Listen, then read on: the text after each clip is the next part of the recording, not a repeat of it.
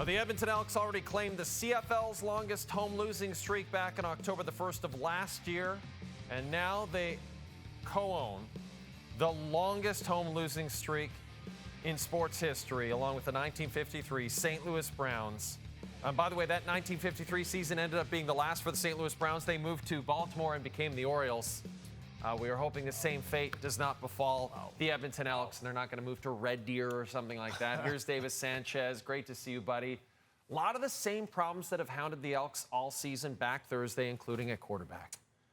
Yeah, he's the most talented guy they have. That's the reality. After that third quarter interception, I thought they would, possibly go another direction. But, they've tried to go to other guys, and he's the best they have right now. It's just, when I look at the receiving core in the offseason, right? They went out and got some high-paid guys, and this is a Chris Jones issue as well, because he went out and paid receivers because he thought this was offense and Taylor was their guy.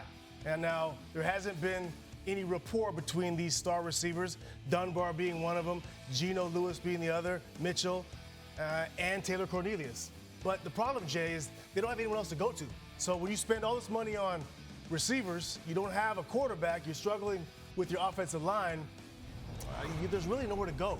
So, staying with Taylor Cornelius because it's your best option, sometimes you have to stand pat. Chris Jones, when he came to Edmonton, the big concern was him leaving early, right? He always leaves early. Right. So the big concern was, I hope he stays. Well, now it's like, is his job actually in trouble? No. Chris Jones he comes from the Don Matthews coaching tree, right? Extremely confident, and he's confident for a reason. Chris Jones he's the best available option out there right now. And I've been around Chris Jones. I played for Chris. I played for Don Matthews. The belief that he has, his team believes it as well. Yeah. Because it's authentic. It's real. Because the process, what they go through, the plan he has it worked out? Heck no. And some might think that I'm crazy for saying that they have a plan and a process they should believe in after what you've been seeing. Yeah.